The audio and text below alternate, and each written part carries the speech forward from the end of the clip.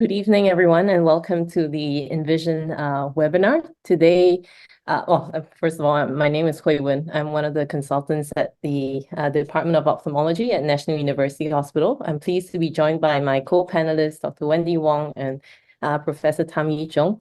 And today, we're very honored and pleased to be hosting Professor Omar Maru, a very established professor in the field of retinal neuroscience, and with a special interest in inherited retinal diseases, electrophysiology. His CV is only 35 pages long, so I won't bore you with it. So today, Omar will be speaking to us about approaches in the management of patients with inherited retinal diseases, as well as the top genes in IRD. Without further ado, I will hand over time to Professor Omar Maru. But before that, just very briefly to the audience, we would take all your questions at the end of the session. We have 15 minutes for Q&A, so please do post your questions during the presentation, and we will be able to take those questions at the end of Prof's presentation. Okay, now officially over to you, Omar. Thank you. Great. Thanks very much, Hui Wen. Thanks so much for the kind invitation. It's a huge honor. And I was just saying before, we're still missing Hui Wen. She was with us 4 or 5 years ago, and we're still reading her beautifully written patient letters and wishing our current fellows were as good. So I think you can, hopefully, can you see my slides? Yes, we can. Okay, brilliant. So going to talk about inherited retinal disease, and I'll try to keep to time. Often end up speaking very fast, but never mind. Happy to send my slides to anyone who wants them and answer questions, hopefully at the end. So I'll just acknowledge my colleagues at Moorfields and UCL, the clinical genetics team, my consultant colleagues, and our current team of specialists. Also our funders, lots of nice funding organizations. We're very grateful for all the funding we've received. I'd like to go first through the top causes of blindness in England and Wales. I know you're in Singapore, but this applies also to many other developed countries. In the working age, for a long time, diabetic retinopathy, as we know, was the biggest cause, and in many people's mind is still the biggest cause of blindness in the working age. And then amazingly, inherited retinal disease, even though they're individually very rare, when you put them together, they're a bit, and because sadly most are untreatable, they're a big cause of blindness. And in 2010, the paper was 2014, but it looked at 2010 data, it swapped round. So inherited retinal disease has now, for many years, been the biggest cause of blindness registration in working age adults, not just in the UK, but in many other countries as well. So we think of IRDs as very esoteric and just for people who want to do lots of thinking and not have much relevance for their patients. Actually, it is very relevant, and this is a very important patient group. And if we look at children, these are the top causes of visual impairment. And we see retinal and macular dystrophies are there amongst the big three. If we also looked at what happened since 2009-10, which is the data from that paper, and this is just plotting certificates of vision impairment in England and Wales in the working age up until just before COVID. And you can see in hereditary eye disease, the majority of that's inherited retinal disease, as this blue line stays at the top, whereas diabetic eye disease, these gray triangles, have gone down over the decade as our treatments for diabetes and for diabetic retinopathy have improved, and our screening is well established and better than it was.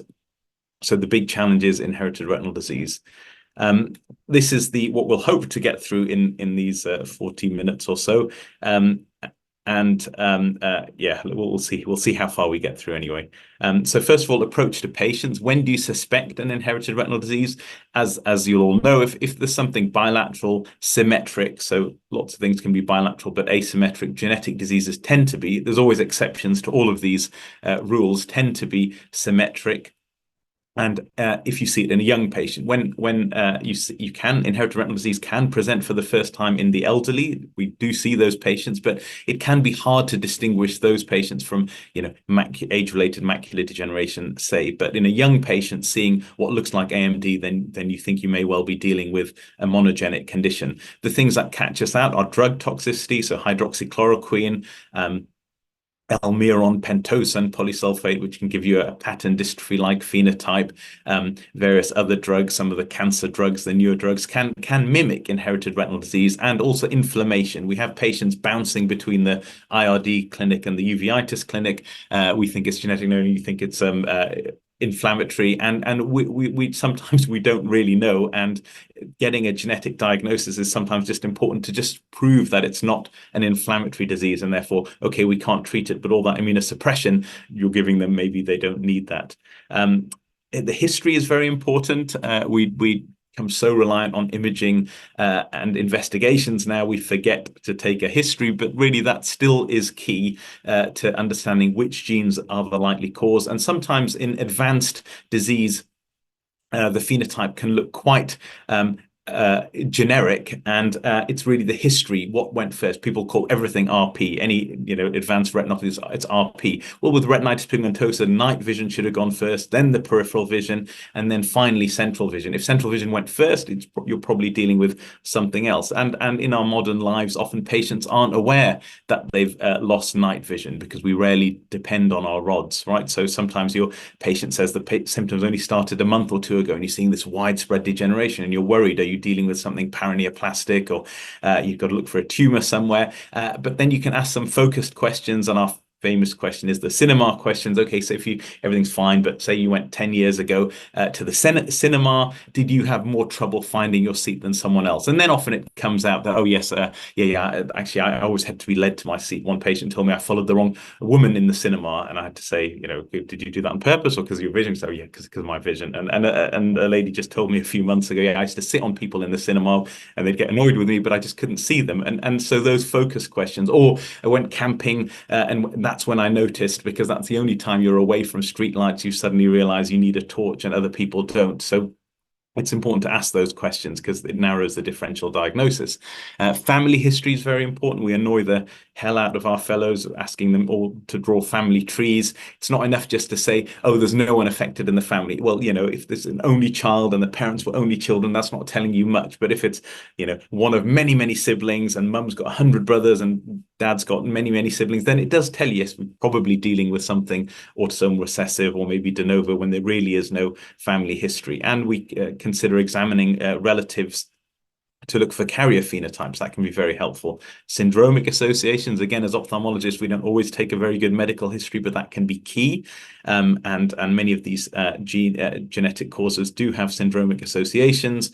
So asking about kidney problems, sense of smell, hearing, all of those things are important because they can go unnoticed. And imaging. So the standard imaging in our inherited retinal disease clinics are these, including ultra-wide field. We're now seeing patterns on ultra-wide field autofluorescence imaging that are really giving us good clues to the diagnosis, and that hadn't been described before. Electrophysiology as well in red, because it's so cool. So electrophysiology, probably not needed in every case, but in some cases it can really be critical to narrowing the differential diagnosis. And then genetic testing. It used to be single genes. Oh, I think it looks like this gene, let's test it. Oh, it's not, let's think of another gene. But now most parts of the world, it's a large multi-gene panel is done for IRDs, and in the UK we've now moved to whole genome sequencing for almost all of our IRD patients as a standard first test. And supportive measures are still the mainstay of management of these patients. There's not much we can treat, sadly, but getting that support in place can make a huge amount of difference. So we have these eye clinic liaison officers. That's what ECLO stands for, and certificates of vision impairment in the UK, LVA, low vision assessment clinics. That can be really helpful in changing your patient's quality of life, especially for children. Getting education support in early can make a huge difference to that child's trajectory throughout their lives. And there are some treatable conditions, semi-treatable. Cystoid macular edema sometimes responds to carbonic anhydrase inhibitors. Cataract, that's readily dealt with. Many of the macular dystrophies can be associated with choroidal neovascularization, which is amenable to anti-VEGF. And something I haven't got on here is Coates-like vasculopathy, which is probably more, it's not Coates disease. It looks a bit like Coates disease, but it isn't. But we call it Coates-like vasculopathy. And maybe a very small percentage of our IRD patients, not just CRB1, but other genes as well, can be associated with a Coates-like vasculopathy that often needs prompt treatment with laser before it spreads. And then to know about novel treatments and trials that are available. We only have one licensed gene therapy for one particular cause, RPE65 associated disease, but there are many others in the pipeline. So knowing what there may be in the future for your patients is important. And I always say also knowing what there isn't is important as well, because patients are increasingly so desperate not to miss out on something. Is there something? What about this thing I've heard about on the internet? What about this guy in country X who's charging thousands of pounds for this treatment? Should I go for it? Parents would sell their house, wouldn't they, if they could restore their children's vision? So part of our responsibility is knowing what hasn't got evidence, so we can at least reassure our patients. It sounds kind of negative, but at least saying, look, you're not missing out on anything. If there is something that has evidence, I'll tell you about it. All of that stuff, unfortunately, has no evidence for it. They're just making lots of money, but there's no evidence that those things work. So it's important to know that, or be able to refer to someone who actually knows, where the state of research is in this field. This is just a nice paper I came across a while ago, that this concept of night blindness and how our patients really often aren't aware, depending on where we live in the world. So this looked and charted the atlas of artificial brightness, light pollution in the world, and they produced this map and it just shows, Europe and North America and Singapore somewhere in one of these bright spots in the Far East, right, in East Asia, where people can be unaware that their night vision isn't very good. And they had this very nice poetic part of in their abstract: the Milky Way is hidden from more than 1/3 of humanity, including 60% of Europeans and nearly 80% of North Americans. So the Milky Way, I don't think I've ever seen it in reality. I thought it was just something you saw in cartoons as a kid, right? But apparently, if you get fully dark adapted somewhere without light pollution, you might see it. And this is just a reminder that of these, continually we're seeing these new associations. So CNGB1, gene expressed in rod photoreceptors, a cause of mutations in that gene cause retinitis pigmentosa. It's also expressed in olfactory receptors. So I remember when this was presented at ARVO, and many of those patients that had gone unnoticed had problems with their sense of smell. So again, we think of Refsum's disease, but we can think of other things as well, and it can help us narrow the differential. And we're fortunate in Moorfields to have more patients of any rare disease or rare genetic cause than anywhere else. So immediately after seeing this, I thought, well, let's phone up our patients. So we did, and found that a good third of our patients with CNGB1 associated RP also were aware of a problem with their sense of smell.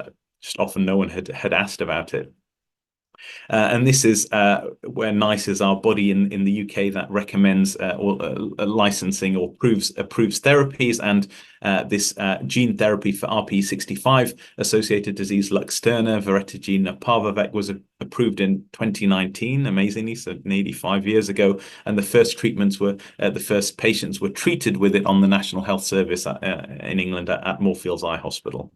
And then these are I won't say much more about treatments, but the kind of things that we discuss in clinic are other, gene therapy trials. There are many now trying to replace the faulty gene, and obviously it's critical to get the right genetic diagnosis before a patient could be eligible for that. Stem cells, there's a lot of hype about them, not really working to replace photoreceptors, but people are working on it, and we hope there will be something in the future. And you can now replace cells then, if that were to work, that have been lost, whereas with gene therapy you still need surviving, say, photoreceptors. And then electronic implants, there was some success with that. Now many companies have pulled out, but others are now in that space to try and stimulate the neurons that are still connected to the brain. You've lost the photoreceptors, but can you electronically stimulate the other cells?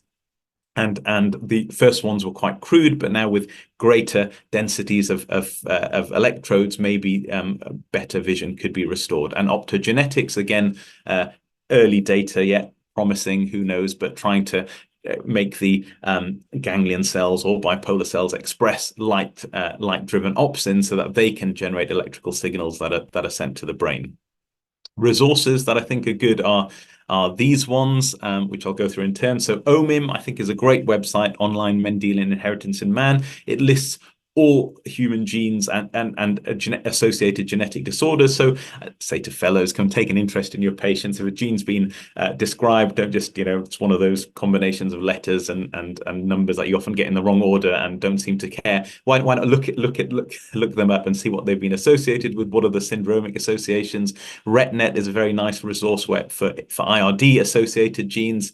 Clinicaltrials.gov is a nice resource for to see what trials are going on throughout the world. It doesn't mean the trial is any good necessarily. It just means it's been registered on this website. And often I'll type in, the gene that the patient has mutations in to just appraise myself of what's going on at the moment, and what's recruiting and what has results published, so that you're aware of the landscape of current research specific to your particular patient's disorder.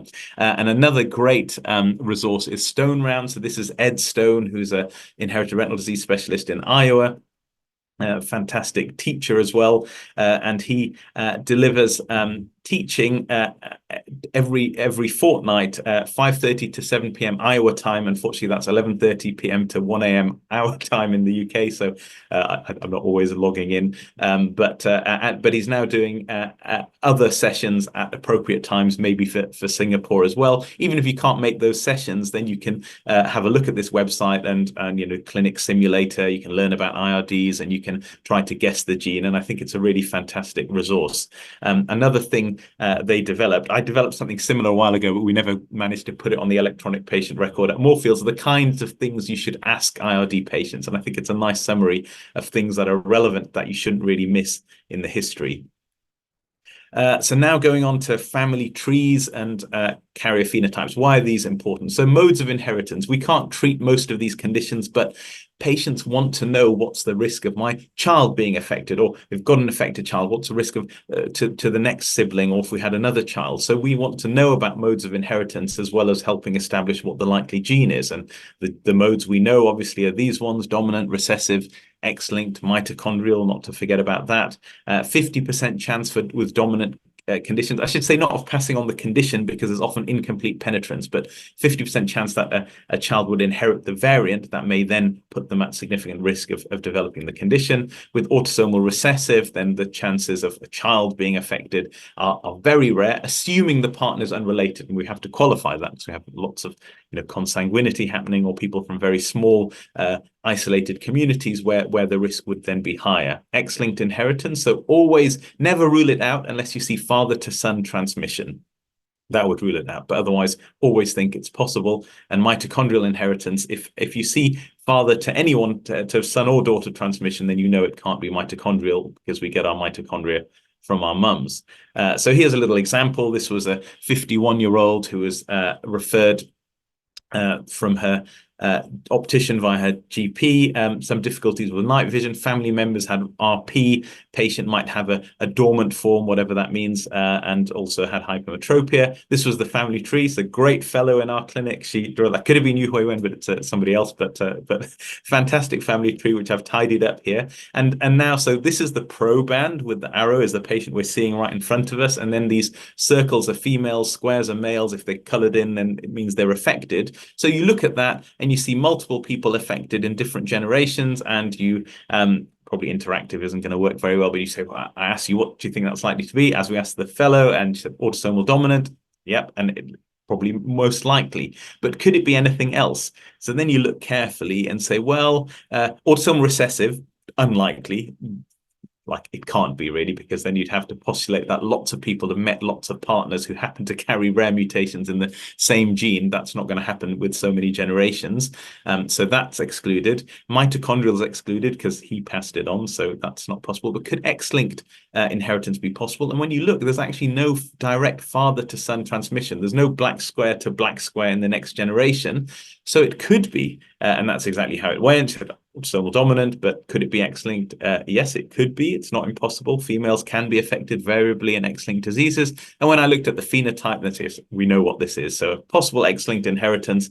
This is a choroideremia carrier with this characteristic fundus changes. You see it more on autofluorescence. And so we know what we're dealing with. And the OCT confirms that it's all at the level of the RP. There's no actual significant photoreceptor degeneration, at least in the macula.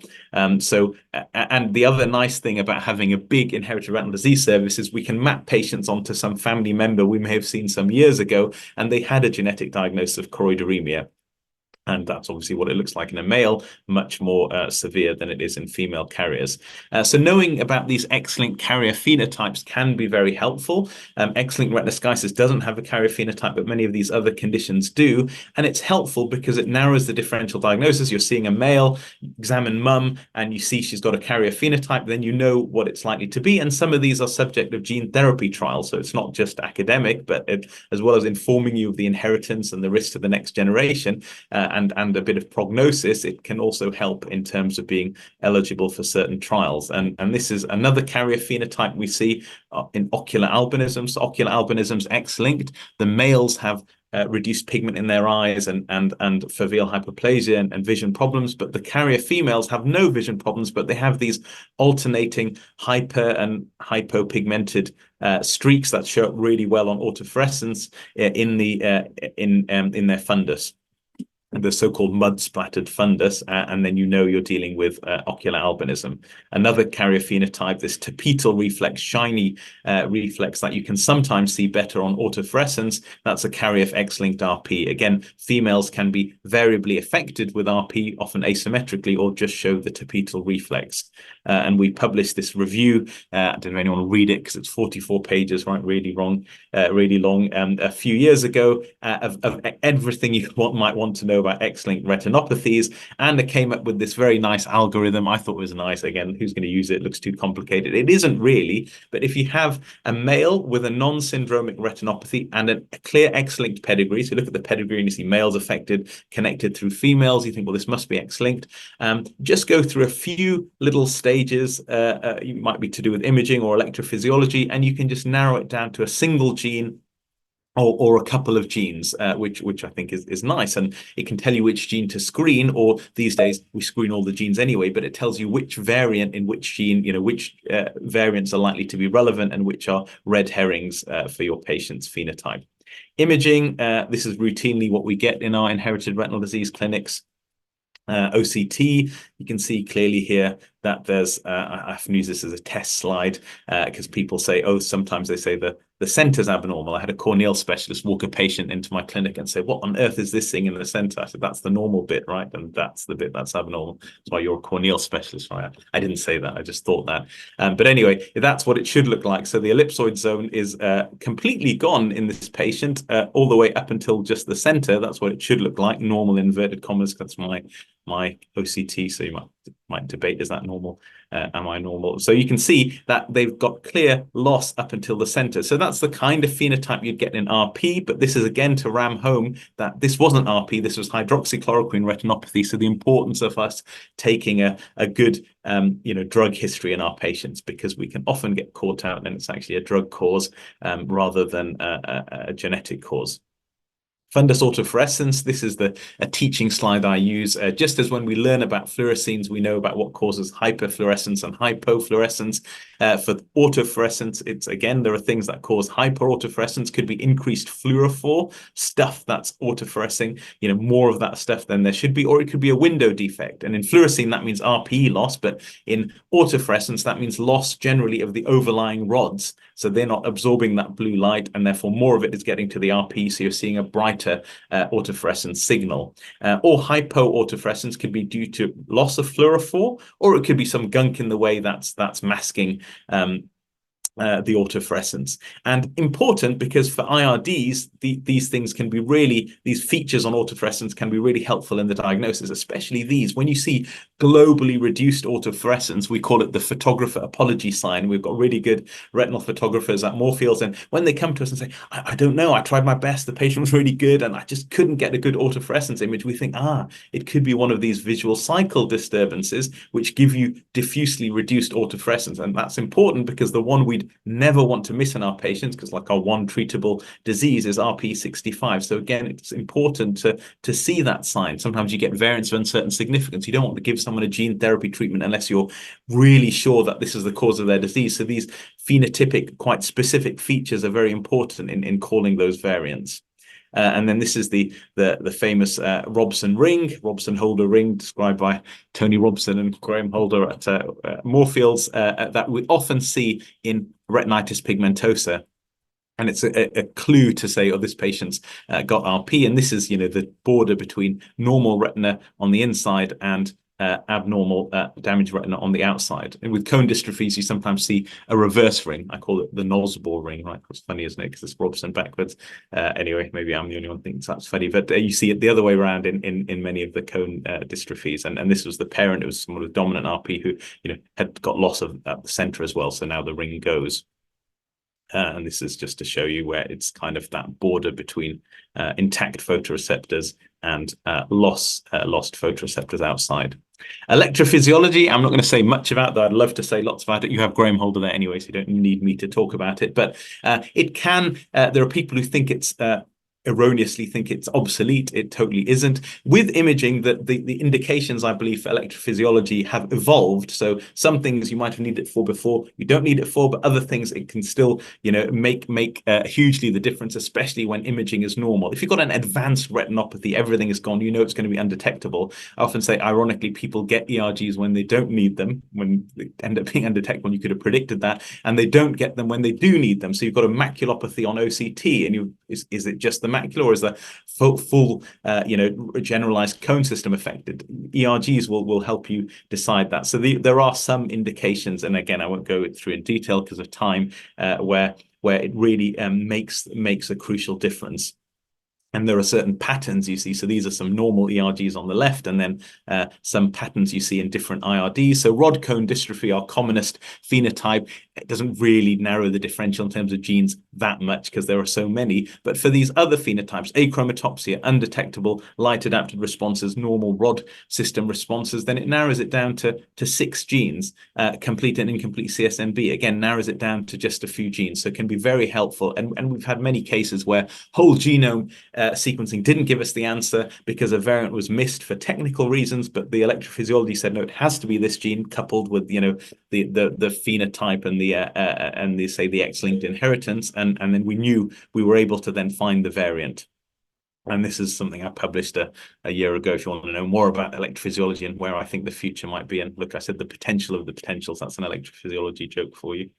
Now we'll go into genetic testing. As I said, we used to do single genes. Now we do whole genome now. Why get a genetic diagnosis? That's what we're often asked, why you fellows get annoyed, why are you harping on, I need to know the gene. These are the standard reasons that are given: better understanding of the disease.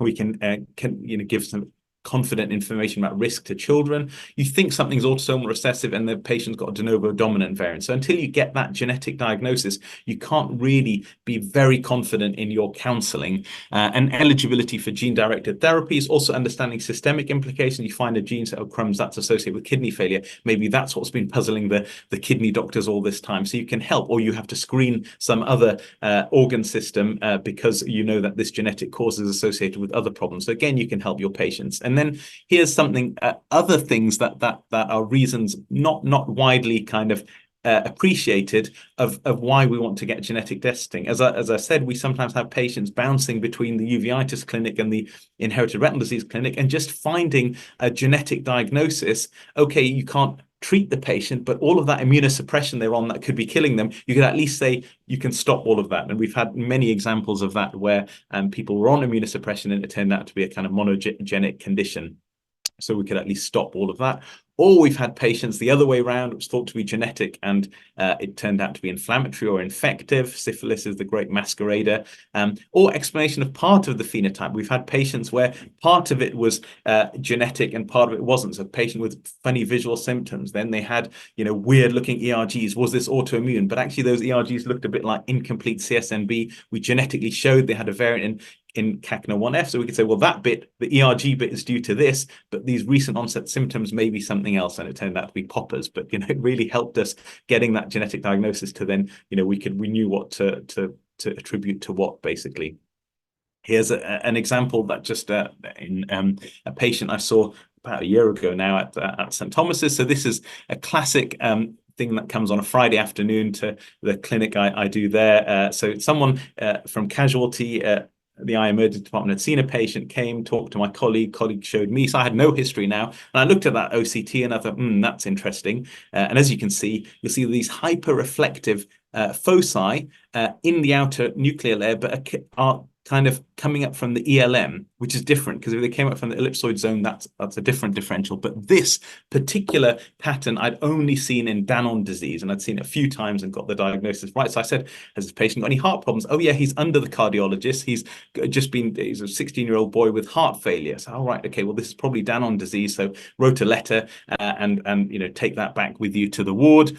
Then after my clinics, like 6, 7 p.m., by the time it finishes, I thought I better go and check, right? So this is the other lesson, is go and check that they've actually got your message. So I went up to the cardiology ward, 7 floors up, right? Luckily there's a lift, but obviously I could do 7 floors, but went up in the lift. And then I go there and my letter's nicely next to his glass of water on the bedside table, show it to the doctors on Monday. No, I need to know who the cardiologist is looking after it. Maybe they know it's Danon disease, but just in case they don't, let's just, help them. So I found out who it was, sent an email, got an email back, kind of thanks, but no thanks. We think they've got a cardiac vasculitis. Next day, Saturday, email, we've reviewed all his cardiac imaging. Again, we think you're absolutely right. This is likely to be Danon disease. We were going to do an endomyocardial biopsy, but now we're not going to. So, that's good, isn't it? And then it's not a nice diagnosis, but at least he can be now managed appropriately. There are 3 big Danon centers in the country, in the UK, and he got referred to one of them, and he's just recovering very well now, fortunately, from his cardiac transplant. So, it makes a difference. And obviously it wasn't just I then sort of said it's likely to be this. So they did rapid genetic testing to confirm the mutations in LAMP2 so that they were absolutely sure this was Danon disease. As I said, we started with single genes. Now we're doing the whole genome in the UK, and that's 600 gigabytes of data coming back for each patient. And now we need multidisciplinary expertise. We have regular multidisciplinary team meetings with molecular biologists, with bioinformaticians. There's a whole bioinformatic pipeline, right? You can't look through that 600 gigabytes of data yourself. And we're seeing an importance of non-coding regions. This whole 99% or whatever of the genome we call junk DNA, we realize now is actually important because variants in those regions can cause disease. So I always say it's dangerous, right, to call things junk. As I say that to my wife all the time, she throws out all my stuff periodically. You never know, that might have been holding up the house. You don't know. So you can go to the Wellcome Trust in London and see the whole genome printed out. Take out your favorite chromosome, have a good read. Fortunately, we don't have to do that, right? We have computers and bioinformatic pipelines. And we had something in the UK called the 100,000 Genomes Project. And that really made the UK, we haven't got much to boast about these days, but it made the UK a world leader in genomic medicine. 100,000 genomes were sequenced, and a few thousand of those patients were inherited retinal disease patients. And we learned so much from that. And this was the early publication from the pilot study in the New England Journal in 2021. And you can look at the diagnostic yield for different branches of medicine. And pleased to say that for ophthalmologic disorders, it was a greater than 40% yield. So there's something about genetic conditions in ophthalmology, we're able to recognize them. Fortunately, you've got 2 eyes, right? So you can see how symmetrical it is. So we kind of know when something's genetic and when something isn't, maybe more than some of the other doctors. And so the yields have been highest in ophthalmology. And then we basically have to take our fellows often back to medical school because they've forgotten their genetics, right? So remember, you have these coding regions of genes. You just have 4 different bases, and amazingly, just the order of that basis that determines largely who we are and what we are. And we know that 3 bases code for each amino acid. So again, as a teaching slide, I often use this. I say, look, here's a sentence with 3-letter words. The fat red cat met the hen and did not eat the rat. Took me a while to think of that, but that's a little example. So imagine one of these letters gets substituted. The fat red cat met the hen and did not eat the rat. So that's a substitution. That amino acid may be different, but everything else is okay. So it depends how important was that. And that's why often these substitutions, missense variants, have a milder effect. Whereas if you had a deletion or an insertion, look at what happens. So it doesn't know, it's reading 3 at a time. It doesn't know that we're missing one. So everything gets shifted. So it's what we call a shift in the reading frame, and the rest of it is all nonsense, right? Her is a word, but everything else isn't. So that's why deletions or insertions are usually worse. They're frame shifting mutations. And then unless you deleted how many? And you'll all say 3. Yeah, exactly. A 3 or a multiple of 3. And you then, everything else is still in frame. So this is why in-frame deletions are often less bad. And we've got many examples now, for example, CRB1 retinopathy, really bad, but there's a particular in-frame deletion where 3 amino acids are clean taken out, but the rest of the protein is fine, that give you just a maculopathy. So it is interesting. And now we want to know the variant, not enough to know the gene, but we want to know the variant. But if you know your 3x table, you can do genetics. And then non-coding regions, as we said, cause disease. So now we have whole genome sequencing available now for any clinician really who sees an inherited retinal disease on our National Health Service. It still takes about a year to get a result. So we have clever ways of expediting when we think that makes a difference for the patient. But otherwise, there is quite a backlog. And so this is the algorithm. In the old days, you took a history, examined the patient, maybe did some imaging, thought, could be this gene or that gene, sequenced a specific gene, got the answer, and that's it. Or it was negative, and then you had to go back and say, well, could it be another gene? And then look at other genes. Now you can do all of that, think what genes might be likely. You sequence all the genes, right? A whole genome or a large panel. So a lot of people thought you don't even need to think, right? Something smells genetic, then that's it. Just do the genetics, don't bother writing anything else, and you'll get the answer. Easy, right? Obviously, it isn't. It turned out not to be so easy because you get lots of answers. You're doing the whole genome. You, I, everyone, we have lots of near unique variants, many of them inherited retinal disease genes that aren't doing anything. They might be a disease-causing variant in a recessive gene, or there's something that's very rare but not causing disease. So you get lots of these variants of uncertain significance, and you don't know what's relevant. So actually, you've got to go back to the clinical history, the phenotype, the imaging, often the electrophysiology, and think, well, what was likely to start with? And then you know which of those answers is relevant and which isn't. So it's a reason we put likely genes, not just to show off, oh, look, my letter 10 months ago said it was likely to be that gene, and now we've got the result. Look how good I am. No, often it's because 10 months later, I can barely remember who the patient was. But if I've written in my letter, I think it could be this gene or that gene, and then we get a variant of uncertain significance in one of those genes, I take them more seriously. So we still have to think, right? Or we get a negative result, and again, we have to go back to the phenotype and say, well, we can't look at all 20,000 of the genes in detail, see where was there a filter failure. We say, well, actually, the phenotype said it had to be this gene or these few genes. Let's look at them in more detail. And then we find what the answer is. And of course, AI will come and replace it all, and that'd be great. Probably not completely right. You might still need us. So the top genes now we're doing reasonably well for time. Must have spoken faster than usual. It's helpful to know, I think, what the top genes are that as in the most prevalent, the greatest disease burden, and we need large cohorts to establish this. So we have a large cohort at Moorfields Eye Hospital. This is the biggest genotyped inherited retinal disease single center cohort in the world, and now it's more than 4,000 families. And we thought a few years ago, let's look at this and establish what the prevalence of different genes are, and these are the top genes that are implicated in our patients. So by far, and this is replicated in many cohorts across the world, ABCA4 causes Stargardt disease, maculopathy or a cone rod dystrophy is the biggest single genetic cause, and then you have lots of other causes as well. If you take the top 20, and I'm not going to go through all of these, but these account for more than 70% of our molecularly solved patients. So yes, there are over 200 genes, but if you know 20 really well, then you can, maybe more than 70% of your solved patients, you kind of know what might be going on in them, and this is where they're expressed in the retina. And now we can look at RP, for example, and think, well, what are the most likely genes? If we look at something that looks like a recessive pedigree, we think USH2A is the commonest, closely followed by EYS. In some East Asian countries, EYS is more common, and a whole load of others. Dominant RP, these are our big 3 causes where we might expect to find a mutation, though there are many others as well. And X-linked, the majority is RPGR. Again, important to know, because if we're suspecting X-linked RP, there's a region of this RPGR gene that's very poorly sequenced by whole genome sequencing. The OR15 region, you have to sequence it separately. So you need to know that because you might miss the genetic cause in your patients. And as I said, RPGR is a candidate for gene therapy at the moment. A few trials going on. Commonest macular dystrophy genes, ABCA4 by far the commonest, and then these other ones as well. RS1, kind of you may see a maculopathy, but it's really a retina-wide disease.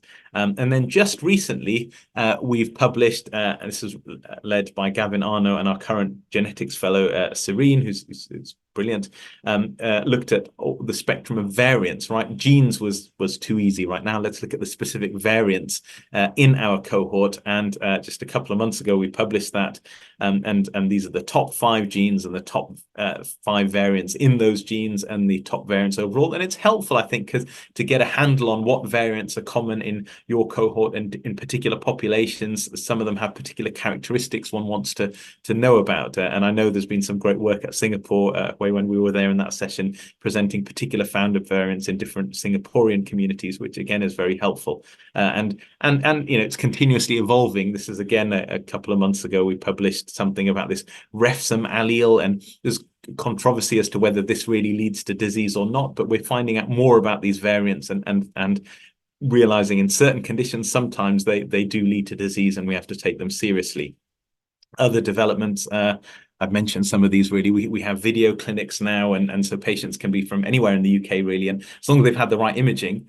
Ironically, what they often haven't had is the right history taken, but the imaging is fantastic, and they've had the electrophysiology often, so that can get sent to me, and I can just see them on a video consultation, take the actual history, and then we can organize genetic testing remotely. So we've solved many patients who haven't even set foot in Moorfields. We have these national meetings now every 3 months. We've got one next week that we're chairing at Moorfields from the big ophthalmic genetics center, so we can pool our expertise and discuss interesting cases.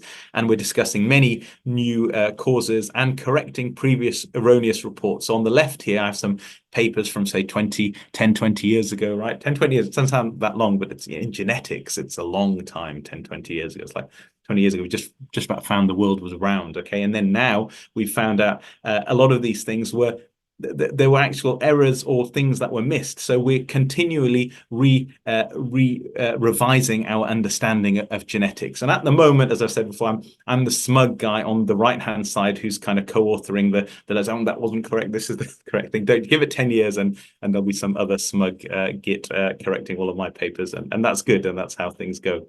And the future, of course, is beyond the single gene and beyond the single variant. So we've gone from gene to variant. It's not enough for our fellow to tell us this is the gene. We want to know the variant, because different variants in the same gene do very different things. But even with the same variant, even in the same family, patients can have very different disease trajectories. So now we're understanding more the importance of genetic and environmental modifiers, because all of the other genes in that patient are different, right? And the environment and what they've been exposed to must be different. So can we identify these things? Because if we can work out why this guy's mild and this guy's severe, maybe we can do something to make the severe guy mild. So this is now the next frontier. And, you know, we're solving patients, getting their single gene causes, but we want to know what all the modifiers are. And an interesting paper we published last year again was looking at finding genes that are associated with variation in photoreceptor structure in the general population using UK Biobank data. And we found, interestingly, that there are lots of variants in IRD associated genes, that commoner variants in those same genes underlie common variation in the population. So again, this can be a clue to what the modifying things are, why one patient with one bad rare disease is more severe than another. We could look at these other genes potentially, but this kind of thing is in its infancy, really. So example-wise, I had some great examples, but I'm just going to do one for time. This is a 42-year-old who originally from Eastern Europe. 10 years before I saw him, he'd lost vision in one eye painlessly, and then in the other eye a few weeks later. So no prizes. You say, well, this is likely to be LHON. Obviously work up for other causes of optic neuropathy, other causes of visual loss. All of that was worked up and it was negative. So he had this diagnosis of LHON. He had some progressive loss since, which can happen, and he's now counting fingers. And he was tested for the 3 common mitochondrial mutations in LHON, and he was found to be negative, which can happen, right? There are rarer other mutations as well. Then he was recruited to the 100,000 Genomes Project, which I mentioned, and that came back with, a result, mutations or variants in this gene EYS, which you may remember from 5 minutes ago, I said is our second most common gene associated with autosomal recessive retinitis pigmentosa. And so he had these two variants, and this one's a stop mutation, where instead of Arginine 55, you have a stop codon. So that's really going to mess up the protein. And this other thing was very rare, missense change. So could be consistent with the cause of disease, and it was only one allele in this large genomic database, so it's a very rare change he had in that gene. So he could have RP based on this genotype, and that's why he got referred to my clinic, because it could be retinitis pigmentosa. Obviously, look at him, and there are pale discs, and autofluorescence is clean, no sign of a Robson ring, no sign of retinitis pigmentosa. You look at his OCT, and his outer retina is pristine, but his even retinal fellows have said this is normal. That should never, ever, ever say this is normal. There's clear loss of the ganglion cell layer and the nerve fiber layer, right? It's lost. So always go through the layers: outer nuclear, outer plexiform, inner nuclear, inner plexiform. Where's the ganglion cell layer? Where's the nerve fiber layer? So he has got an optic neuropathy. Those neuro-ophthalmologists knew what they were talking about when they diagnosed him with LHON. He hasn't got RP at all. He's got an optic neuropathy. We don't even, well, this tells us it's more generalized all the way around. He's lost his nerve fiber layer. So what do we make of these? They're a red herring. So either this missense variant isn't pathogenic, or these are both on the same allele. Remember, for recessive disease, you need a mutation in copy from mum and a mutation in copy from dad. If you've got them in the same allele, then that's not going to cause disease. So that's a possibility as well. But whatever it is, this is not relevant to his phenotype. So what do we do next? Well, we phone a friend, right? Contrary to popular belief, I have got friends. So I called Naringa Jakute, who's or emailed her, who's a neuro-ophthalmologist, works with Gavin Arno, one of our colleagues, and very good at mining data for genetic data for optic neuropathies. I said, this patient, with the patient permission, he's got his whole genome data there. Can we look for an optic neuropathy gene? And she found, and this is just when it was published, variants in this gene DNA JC30. Sounds very esoteric. It's one to know, right? It's the commonest autosomal cause of an LHON phenotype. And so just around the time we had seen that patient, this paper had been published for an autosomal recessive cause of LHON, weirdly showing you the male preponderance as well, the sequential visual loss, so giving you everything that LHON gives you, even a response to idebenone therapy, which is why it could be important to diagnose this in our patients. But related to this gene. So, and interestingly, many of them had this same mutation that our patient had, all of them from Eastern Europe, and it's estimated to have arisen 85 generations ago, which is very cool that one can sort of establish that 2,000 odd years ago, some guy had this variant, and then these are all their descendants. And the important thing is that there may be response to idebenone. So again, it's not just esoteric. There's a reason to get the right genetic diagnosis in these patients, because it could have therapeutic implications.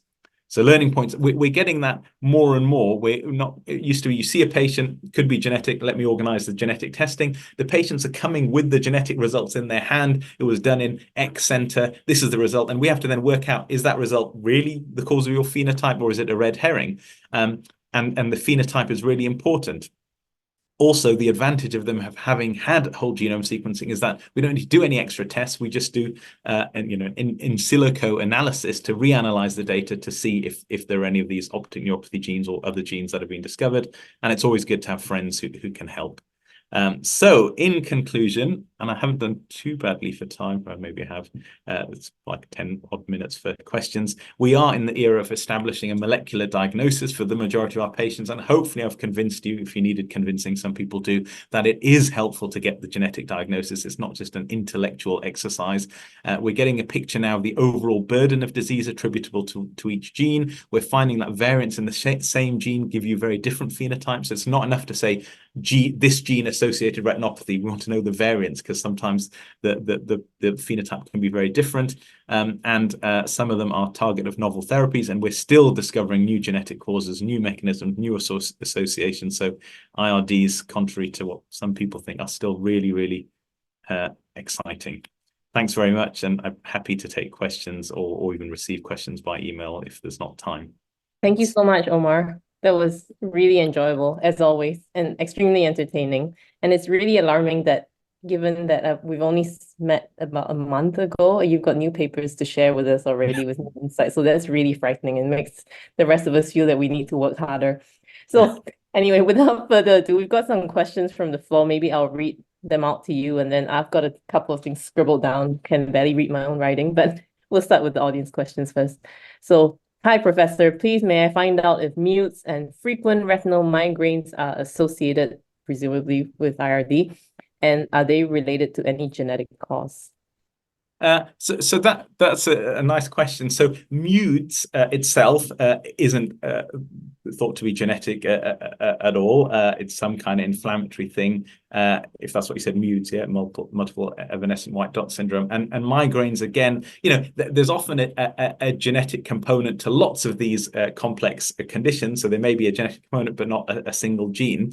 But it is true, because it's a really relevant question. We're appreciating even more than before that many of our IRD patients have symptoms of photopsia that are a bit like mutes, or can get something that's been, sometimes they have genuine migraines and it's not related to their IRDs, or symptoms that have been attributed to migraines but are really related to their retinal degeneration. And we weren't that aware of how troubling it is for many of our patients. So very recently, we've just got a grant from a funding organization for someone to do a PhD looking specifically at Stargardt disease, to look at the photopsia and photophobia and see what characterizes it. And many of our patients are saying it's even worse for them than the visual loss itself. So it is a space that requires more looking into. And then MUDES itself has been shown to complicate some kind of MUDES-like thing. Almost any retinal condition can get some overlay that might be inflammatory that looks like MUDES, and we still don't know why that happens in some conditions. Great, thank you. And move on to the next question. Thanks for the great presentation. How common are CNVs in your cohort and in general? Now, I'm not sure if the CNV refers to choroidal neovascularization versus copy number variants. That's a good question. Yeah. Look, we'd answer both. So I probably haven't got a figure for either, but as retina doctors, we say CNV, choroidal neovascularization. So I haven't got a figure, and it depends on the genetic conditions. Some of the macular dystrophy, so Sorsby fundus dystrophy, characteristically, they almost all get CNVs in their 40s, choroidal neovascularization. Other conditions, best one, recessive and dominant best, they often get CNVs. Sometimes they don't need treatment unless they're exudative. You see them on OCTA, but they don't necessarily need treatment. But when you see hemorrhage or fluid or exudative features, then they respond to anti-VEGF, and quite a few other of our macular dystrophies.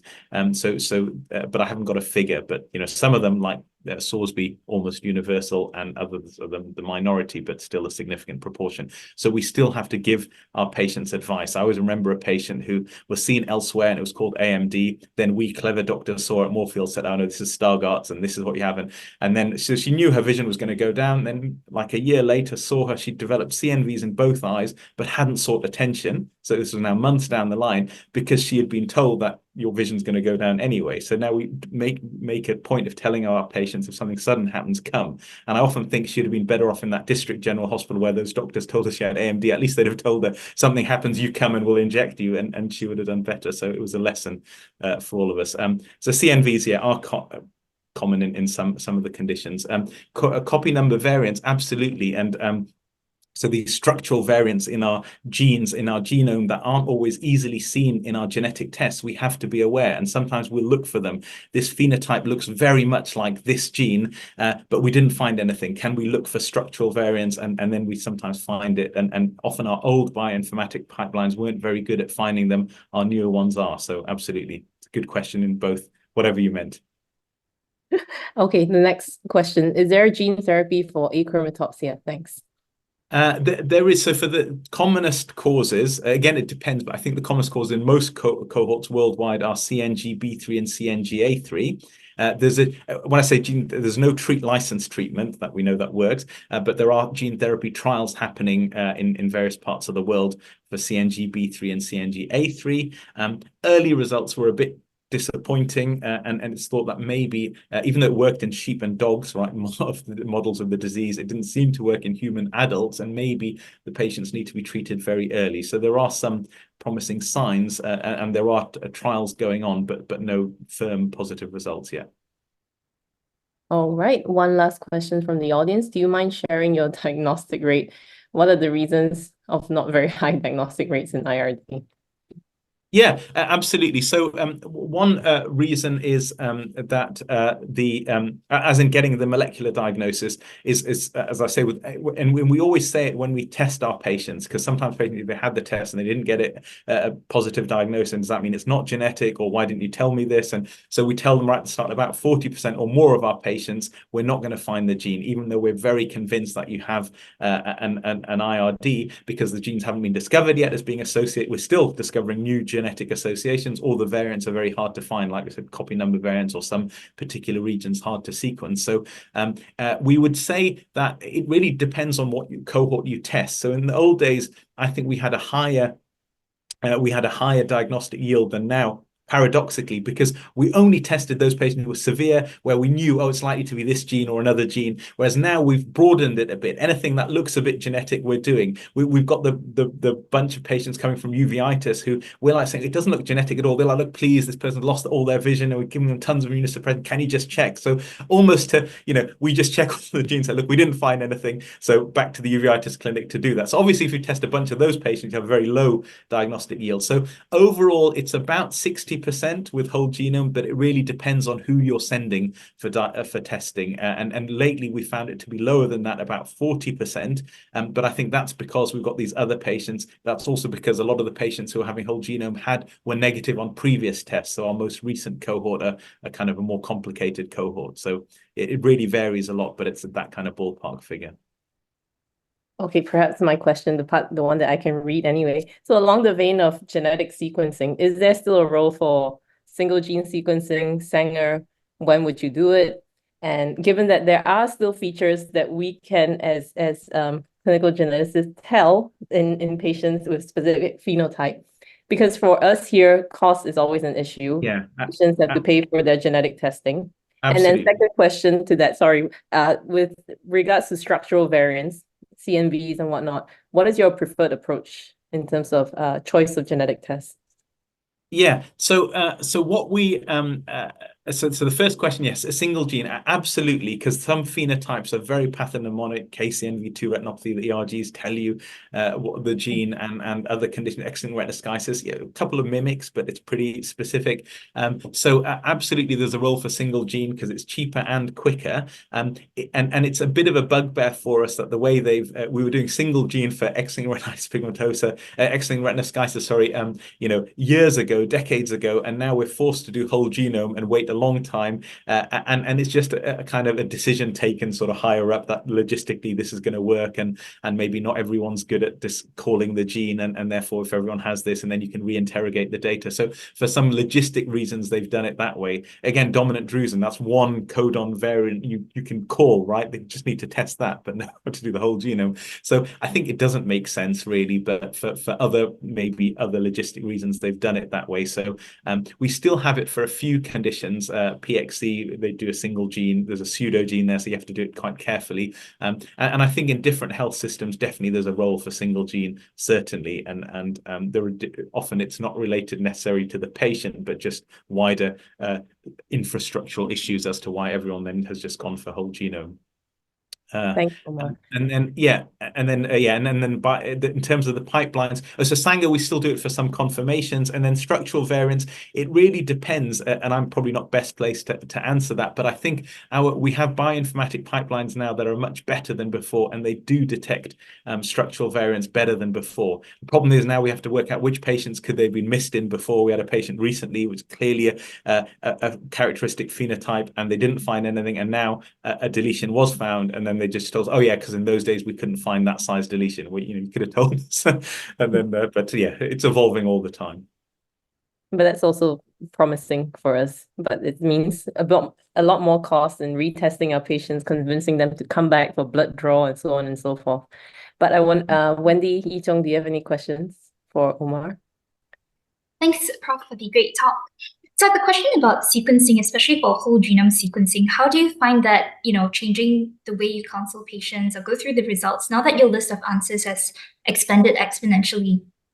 Yeah, absolutely. So it's a whole different ball game. It takes about half an hour to do a consent, approximately, because there's a whole thing about if you've got other findings not related to, and they've now sort of settled on we're only going to look at the IRD gene, so there may be something there, but we're not going to find it. But still, there are these automated ways of calling something that's very actionable in our patients, like they have another breast cancer gene or something, and that would be very important for them to know about because something could be done. So, but that has made it a lot more complex. We have genetic counselors in our clinic. And to do it ourselves would really slow down the clinic. But we're fortunate to have genetic counselors who support us in the clinic. We have 4 or 5 in our department as a whole, and so that really helps us. So they do but sometimes it has to be offline or after the clinic or done remotely because it really does take a lot longer than before. And telling patients in advance what the possibilities are, we might find, we're not going to necessarily get the genetic diagnosis. We maybe 50-60% chance we will, or we'll find something and we won't be sure and further work will be needed, or we'll have your data and keep it for years until a gene gets discovered, and then we'll look at your data and then might find it. So being upfront with all of that with the patient to start with is important. Okay. Thanks, Prof. Ito, any question for Omar? Thanks very much, Omar. Wonderful talk. It felt like I read 10 books over the last 45 minutes. Right. It's wonderful, a rare treat for us. So thanks very much again. And I'm just wondering, I'm particularly impressed with what you've shared in terms of the multi-pronged approach. Obviously, it's a complex disease, or rather diseases. And what you have shared in terms of your bioinformatics platform, that is very impressive. I'm just wondering, have you guys, do you have any data or evaluated areas of improvement? For example, before having this bioinformatics platform, you have scattered pieces of puzzle, and now having a more complete picture, in addition to just diagnostic use, diagnostic rates, what are the key areas of improvement have you guys achieved? Maybe quicker initiation of treatment. How have this really changed the game and help you guys make better decisions for your patients? Would you like to share with us? Thank you. Yeah, absolutely. Great question. Thanks. And it's true. And this is often a criticism we get. You do all this work, but what really changed for the patient? And I think those things where you can. So some patient, I wouldn't underestimate the psychological effect, and probably we shouldn't overplay it with the patients. But just getting the genetic diagnosis it's the end of their diagnostic odyssey. It wasn't known it was genetic before, or what the gene was, and just getting that is helpful to many patients. We don't want to overplay it because sometimes we say, oh, it's going to be really helpful to find the genetic, then we don't find it, and then our patient gets really depressed, and you say, well, actually, it didn't really change anything for your life course at the moment. So we have to be a bit careful. But I think that is one thing, getting the genetic diagnosis, and then often to inform counselling in terms of likelihood of passing it on, children being affected. We used to guess based on the family tree. Now we get much more confident information. And if they want to go for, say, prenatal genetic diagnosis or pre-implantation genetic diagnosis, then we have a basis for them to do that. The gene-directed therapies are increasing. There's only one licensed one, but there are many other trials. So again, recruitment for those is helpful. So those sorts of things. And we've got a few, like the cardiac patient I showed you, and a few where we can see something. And when you get that genetic diagnosis, we had patients with kidney problems that was puzzling their kidney doctors for a long time. We were able to say, well, actually, it's this gene, and so you might want to treat it that way, or refer to a particular, genetic kidney specialist or something. So in those sorts of situations, it's made a difference. But as you say, probably, I won't say for the majority, I think the majority, to get a genetic diagnosis is psychologically helpful for the patient. They feel you've made a step forward in their, untreatable disease. But you're right, in a significant proportion, probably there was little difference made to their actual visual outcome at the moment. But we hope that will change in the coming decade.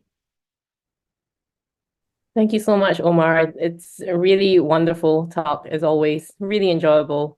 Thank you for being so entertaining. Thank you for your time. For the benefit of the audience, I think, Prof. Maru is really difficult to invite because everyone wants to invite him everywhere to speak. So we're really honored to have him here with us today. Just to close, as you know, IRD is an evolving space in terms of the diagnostic odyssey for patient, as well as in terms of the therapeutic development. So please do refer your patients, ask a few simple questions. Do you have trouble seeing in the dark? Finding your seat in the cinema? Are you sensitive to bright light? We do have inherited retinal disease services in And you not just at NUH, also at Singapore National Eye Center and Tan Tock Seng. So it is important to right-side these patients so that they can get the best possible care. So without further ado, thank you once again to Omar for being here with us today, all the way from London. I won't hold you back so you can attend to your IRD patients, and have a good evening, everyone. Thank you.